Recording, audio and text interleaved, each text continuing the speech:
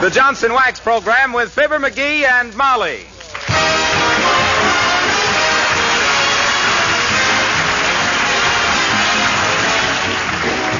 The makers of Johnson's Wax and Johnson's Self-Polishing Glow Coat present Fibber McGee and Molly, written by Don Quinn, with music by the King's Men and Billy Mills Orchestra. The show opens with Sweet Dreaming.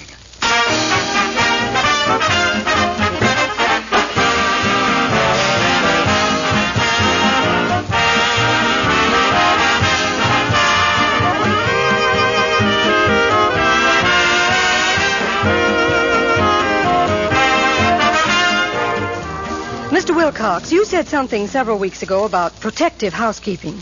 That sounds like an interesting idea to me. I'd like to hear more about it. Well, that is an interesting idea, and a work-saving idea, too. It comes from the fact that wax not only beautifies floors, furniture, and woodwork, but protects them as well. In fact, I don't know which is the more important benefit, the extra beauty that wax gives, or this extra protection. Take floors, for example. When they are regularly polished with Johnson's paste or liquid wax, they are protected against scratches, against the wear and tear of traffic. They may never need refinishing. And, of course, the wax polish that gives them such rich beauty also makes cleaning a much simpler task. The same thing holds true when you Johnson wax your tabletops, your woodwork, windowsills, radiator covers, and Venetian blinds. The film of wax that makes all these things more beautiful also protects them against wear, dirt, and smudgy fingerprints. Many good housekeepers have told me they just couldn't keep house without genuine Johnson's wax. Buy some tomorrow.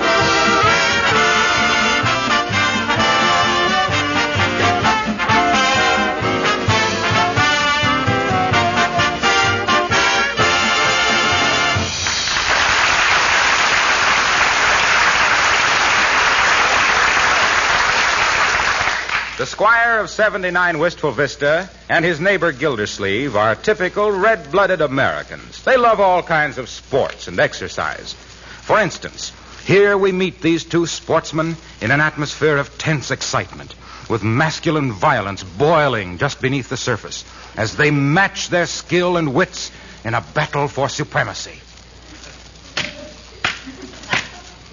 It's your move, Gildersleeve. Yes, I know.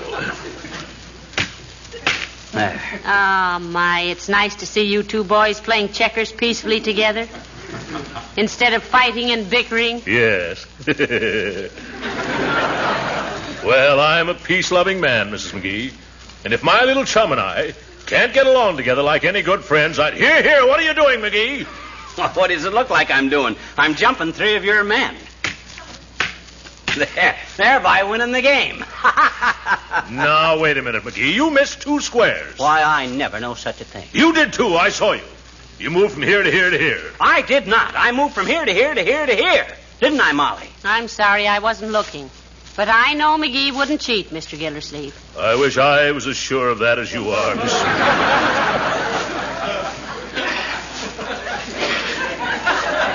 Now, you wait a minute, Throckmorton. You cad? Who's a cad? You're a cad. No, on second thought, you ain't a cad. You're only a flivver. A broken-down Model T flivver.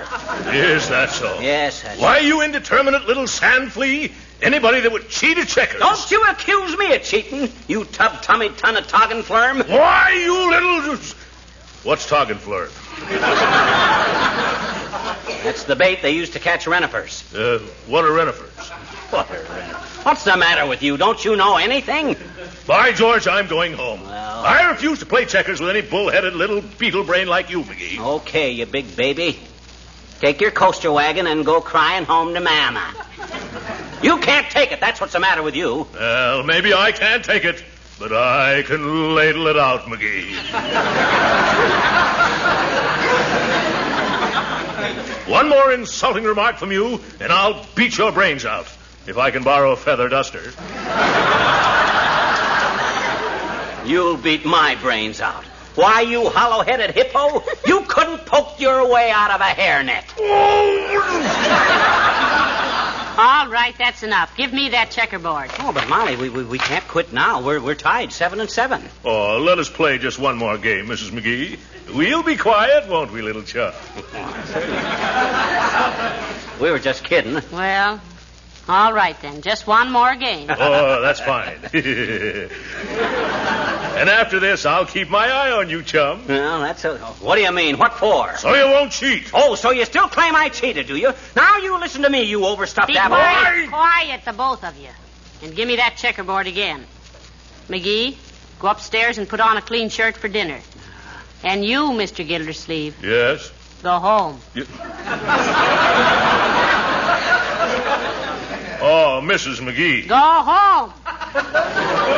Gee whiz, I didn't You mean... heard what the lady says, Gildersleeve. Scram. I'll not have my home turned into a... Oh, well, I won't have it turned into. I might have known this peace and quiet wouldn't last. Good night, Mr. Gildersleeve. Well, good night. Good night, little chum.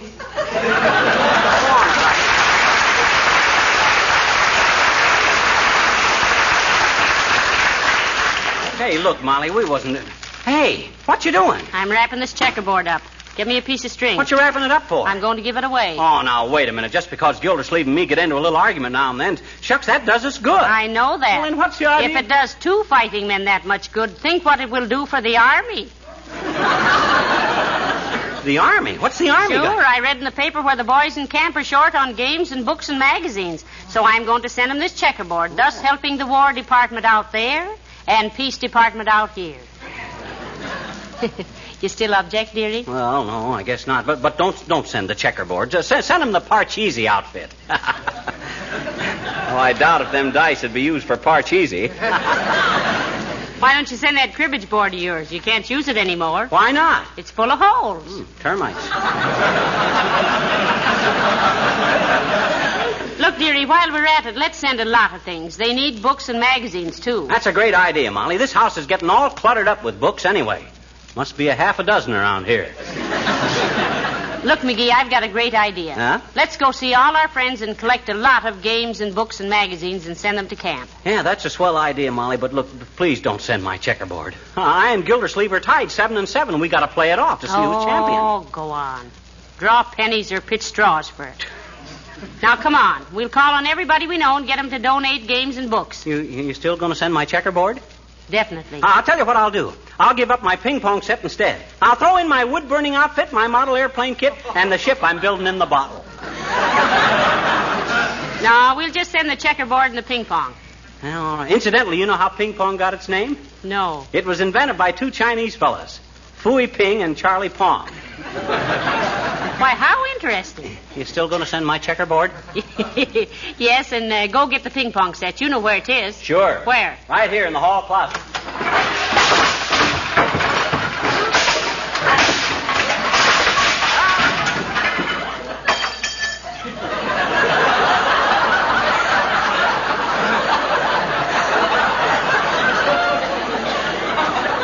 Got to straighten out that closet one of these days.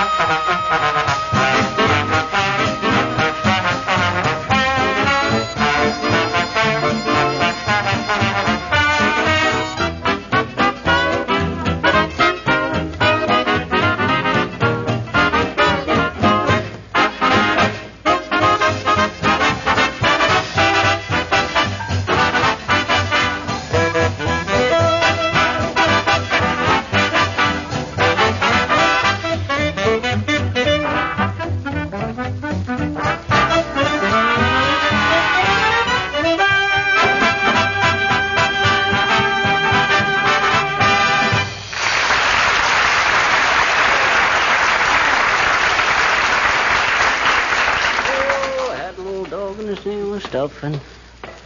Isn't it wonderful how everybody is cooperating on this thing, dearie? Yep. Heavenly days, we must have a half a ton of books and games and magazines promised already. Yep, they'll never miss my checkerboard now.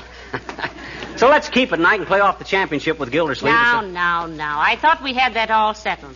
The checkerboard is going. Well, shucks, I don't know why you got to send my favorite stuff.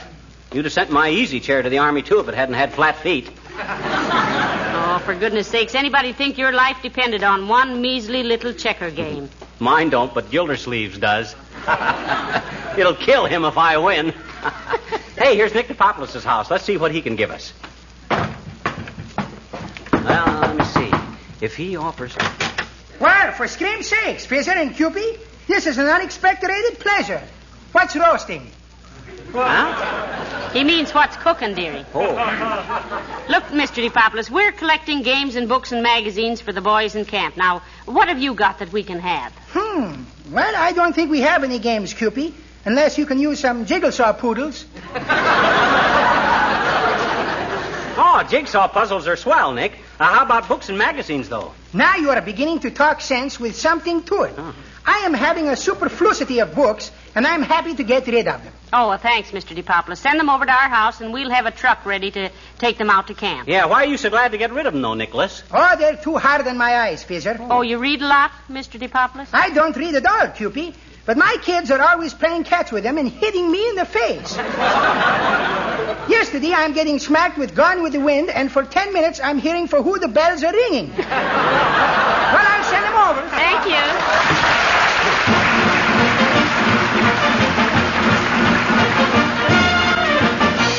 Now, get a load of the brass knocker, Molly. You'd think anybody as well off as Uppington could afford a doorbell.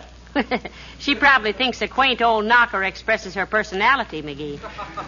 You mean she has a need for a knocker because she's knock-kneed? Don't you get it? I says she had... Tain't funny, McGee. She would be in a bathing suit. Oh, how do you do, Mrs. Uppington? Oh, how do you do, Mrs. McGee? And Mr. McGee? Good afternoon, Uppy. Where's your butler? Oh, you mean Snathers? Oh, I lost him last Saturday. Oh, that's too bad. You know, he always interested me in a strange way. How was that, Molly? Well, he had an expression on his face that reminded me of, well, I don't know exactly, but there was a look in his eye that, well, did you ever clean fish?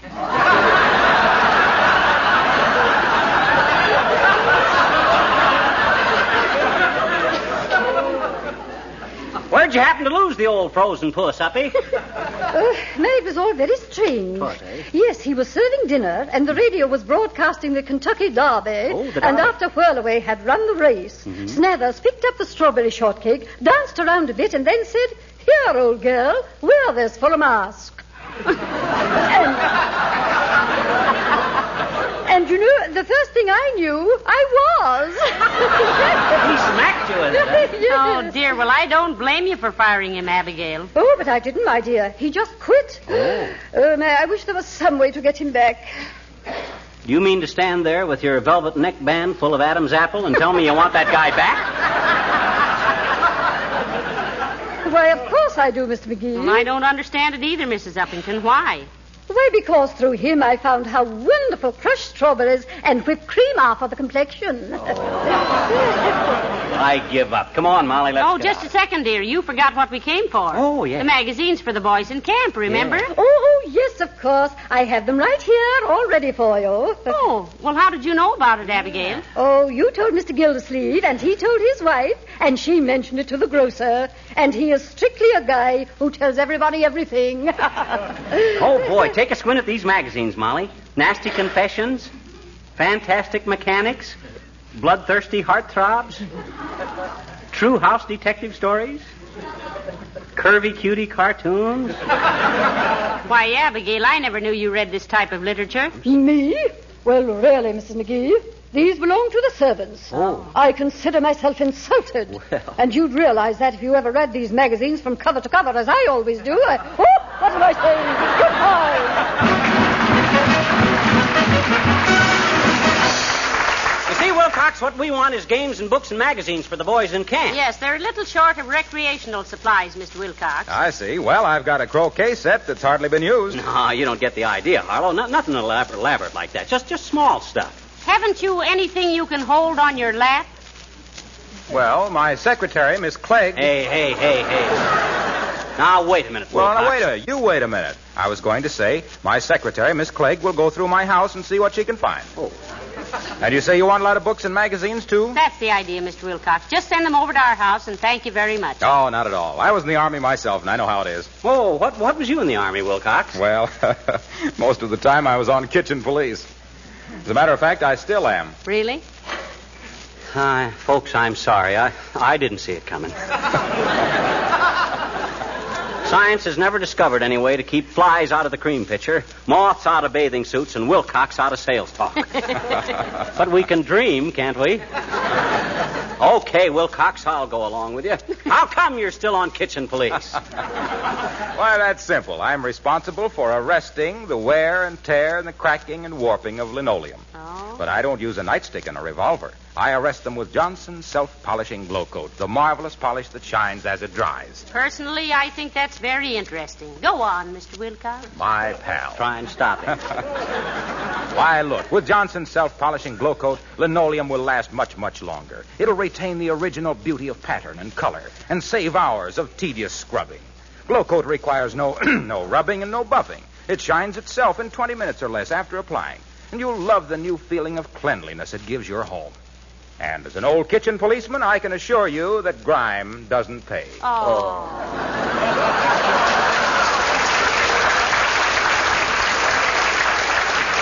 Wilcox, if I had your enthusiasm and you had my brains, we wouldn't be working for the Johnson Wax people. We wouldn't? No, we'd be the Johnson Wax people. Come on.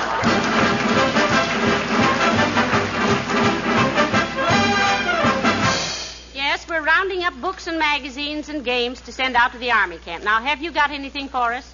Well, now, I would just love to help you out, Mrs. McGee. But I wouldn't dare give anything away without consulting my wife. Well, go ahead and consult her, Wimple. Oh, I couldn't disturb her now, Mr. McGee. She's taking her music lesson. Oh. Does she sing, Mr. Wimple? No, she plays the... Well, wait. I'll open the door to the music room just a fraction, and we'll see her in action.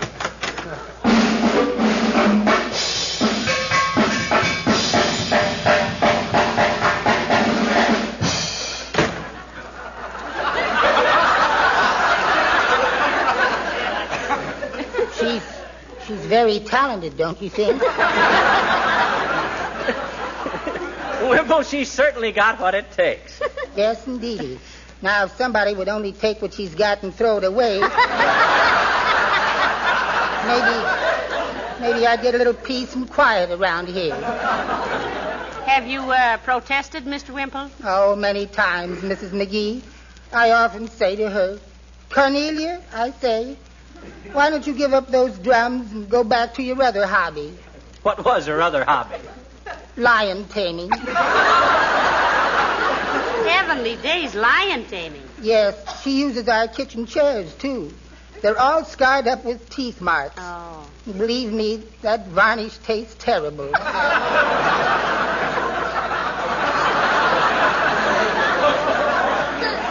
My goodness, I don't know why I'm getting so personal. I'll send over whatever I can, Mrs. McGee. Well, thank you, Mr. Wimple. Oh, not at all. The boys in camp will sure appreciate it, Wimple. And I speak as one who knows. Old Army man myself, you know. I belonged to the Home Guard once. Oh. But my wife doesn't like me to have a gun around the house. Oh. She says I might accidentally shoot her sometime. That woman is positively uncanny.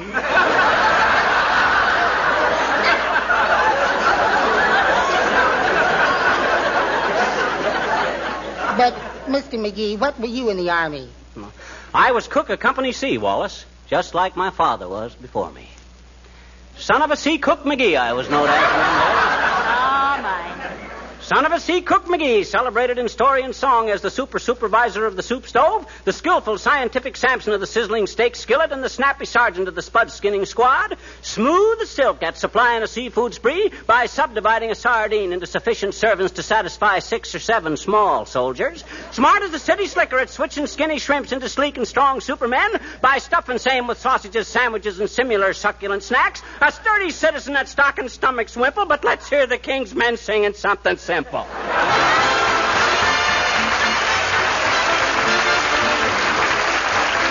King's men sing, Polly, put the kettle on. Oh, Polly, what do you want? Polly, put the kettle on, the kettle on, the kettle on. Polly, put the kettle on and we can have some tea. Polly, put the kettle on, the kettle on, the kettle on. Polly, put the kettle on and we can have some tea. Get out the cookies, we're gonna have a treat. I'll sweep the crumbs away, you'll sweep me off my feet. Polly, put the kettle on, the kettle on, the kettle on. Polly, put the kettle on and settle down with me. Polly, Put the kettle on. Polly, Put the kettle on. Polly, put the kettle on. Polly, put the kettle on. Let's have tea. Hot cross buns, hot cross buns. 1 a penny, 2 a penny, hot cross buns. Polly, put the kettle on. I'll go buy a bun. When the tea is boiling, we'll have fun. Polly, put the little kettle on, the little kettle on, the little kettle on. Polly, put the little kettle on, have a little tea for 2.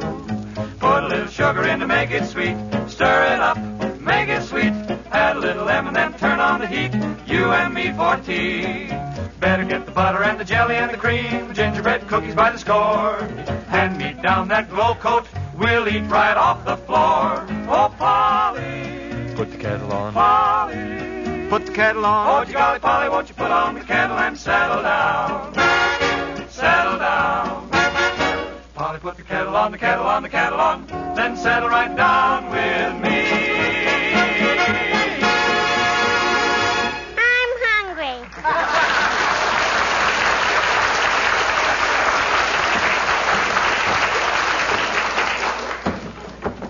Here, load these books in the truck, McGee. Load them in yourself, Gildersleeve. I'm the hizzy. Why, you're not either, McGee. Huh? Mr. Gildersleeve and I have done almost all the work. Okay. Hey, give me a hand with this ping-pong outfit, Gildersleeve.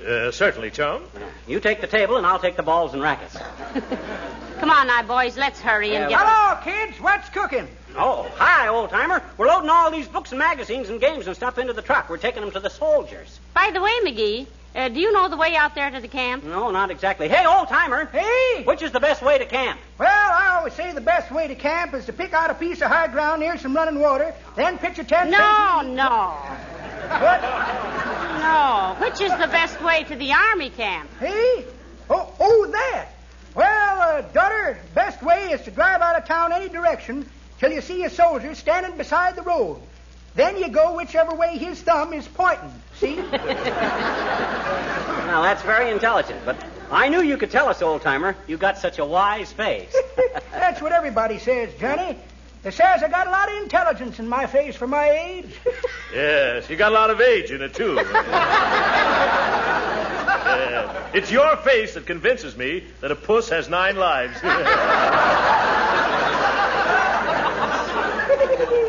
That's pretty good, Throckmorton.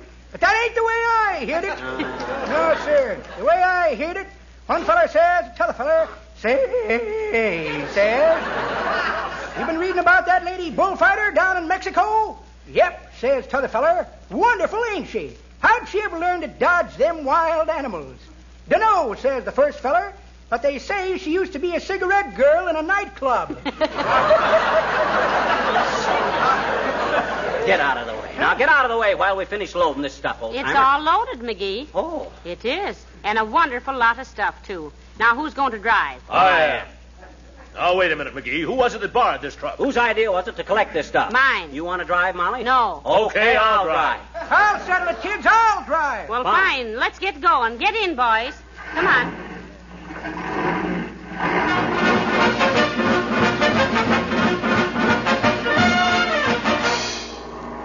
Hey, not so fast, old-timer. Slow down. How do you do it? Jim. Why, take your foot off the accelerator. Where is it? Oh, heavenly days. Didn't you ever drive a car before? No, but it's fun, ain't it?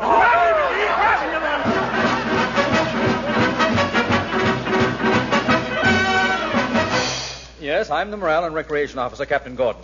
You're Mr. McGee? No, thank goodness this is Mr. McGee. Oh. And this is my wife, Molly Cap. How do you do, I'm sure. Delighted, Mrs. McGee. And I wish to express the appreciation of our whole camp for the trouble you've gone to get these recreational facilities together for us. Where shall we unload them, Cap? The men are already starting to unload the truck, Mr. McGee. The recreation house is right next door. By the way, I didn't meet this gentleman. What gentleman? There ain't any... Yeah. Oh, this guy. This is Throckmorton P. Gildersleeve. Cap Gordon, Rocky. How do you do, sir? And thank you also, Mr. Gildermorton.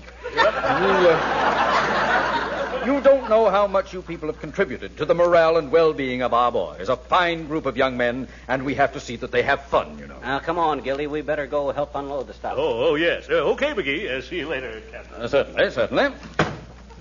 Well, so you really think this was a good idea, do you, General? Splendid, Mrs. McGee. Splendid. A great thought. But don't call me General. I'm only a captain. Oh, it doesn't matter. When McGee was in the Army, he was only a sergeant. You know, 2 stripes on his sleeve. 2 stripes is a corporal.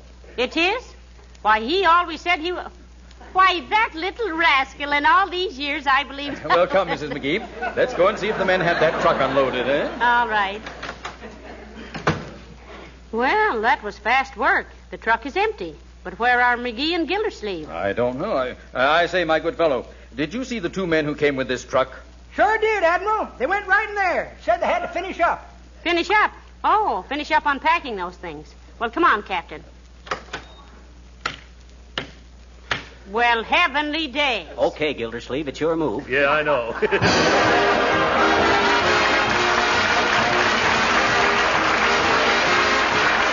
Fibber and Molly will be back in just a moment. You know, during these nice spring days, most of us like to be out of doors as much as we can. Personally, I like to be able to play a little more golf, work a little longer in my garden. And I find that most women who keep house are especially grateful during this season for any product that really saves them work. That's one reason so many of them sing the praises of Johnson's self-polishing Glow Coat. Actually, thousands of letters come into the Johnson offices saying thank you for Glow Coat. Yes, self-polishing Glow Coat saves hours of work, not only because it needs no rubbing or buffing, but also because it makes it so easy to keep floors clean, sparkling, and spotless. Linoleum that is polished regularly with Glow Coat lasts indefinitely. Its color is as fresh and bright as new. So Glow Coat is money-saving as well as work-saving. And remember, you save money, too, by buying Johnson's Glow Coat in the larger sizes.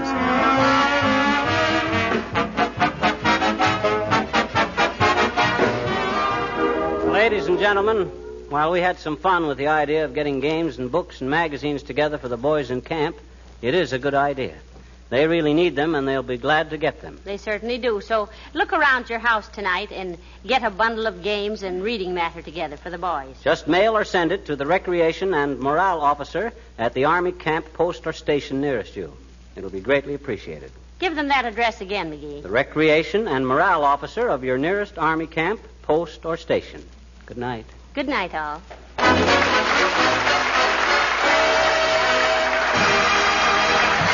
This is Harlow Wilcox, speaking for the makers of Johnson's Wax and Johnson's Self-Polishing Glow Coat, inviting you all to be with us again next Tuesday night. Good night. Polish your car, mister, while you park? No, I don't think you'll have time, son. Oh, sure I will, with this new Johnson's Auto Polish car new. It's 2-in-1, you know. Cleans and wax polishes at the same time. And say, I'll bet you won't know your own bus when you see it. I polished 4 cars already today, all with car new. Gee, you ought to seen them. They're swell. Make you a special deal, boss. If you're not satisfied, you don't owe me no dough. Okay, Bud. Give her the works. I've been wanting to try Johnson's car new myself for 2 months. This is the National Broadcasting Company.